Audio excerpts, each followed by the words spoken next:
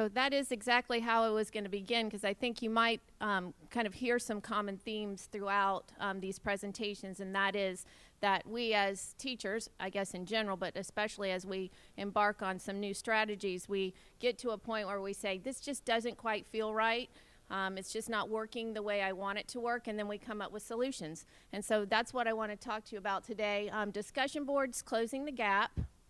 And so the problem that I was having is I always felt like there was just something missing with discussion boards that I would get in face-to-face courses that I just kind of didn't feel like I was getting with an online discussion. And that is the students benefit, I think, from hearing like all of the students participating in the discussion board, not just 2 or 3 or 5 or however many you choose to have them respond to.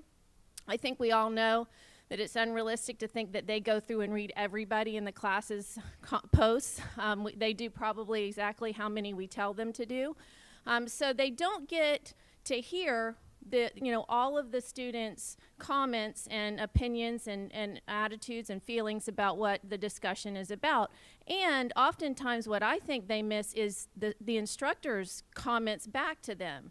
So I may go comment on one student, but the other students don't get to see what I'm saying about each and every one of the other students, what they're posting. So I thought, okay, how can I make this work better? So what I did was I would read all of the discussion board posts. So I'd go through and kind of like a qualitative study.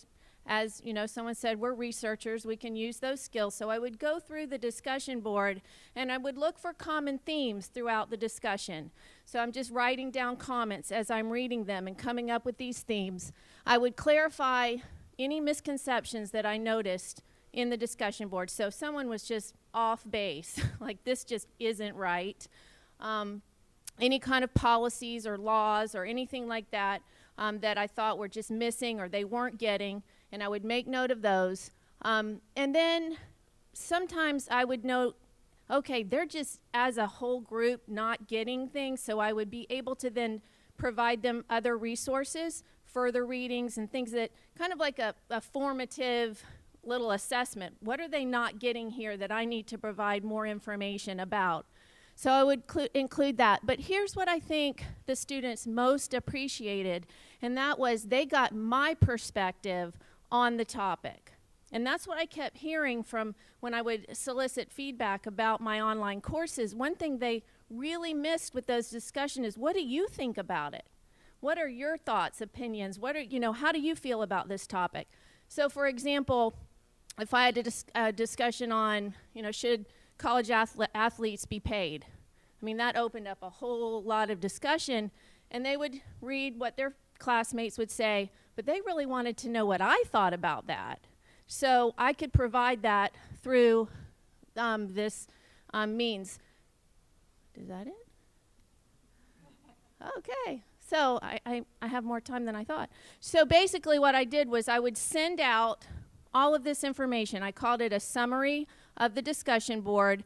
I would provide them that information. I would put my perspective on it, and then I would always end it with, I'm open to any other conversation that any of you might have about this topic. And I would actually get students email me back about the way I felt about it and have questions about it, and it really solicited a lot more conversation. And I just felt like it closed the gap for the discussion. So it wasn't just kind of an exercise of, well, we know we need to engage our students, we know we need to have discussions, but there wasn't kind of a feeling that they were really getting a lot out of those discussions. So this was a way in which I could close that gap. Thank you.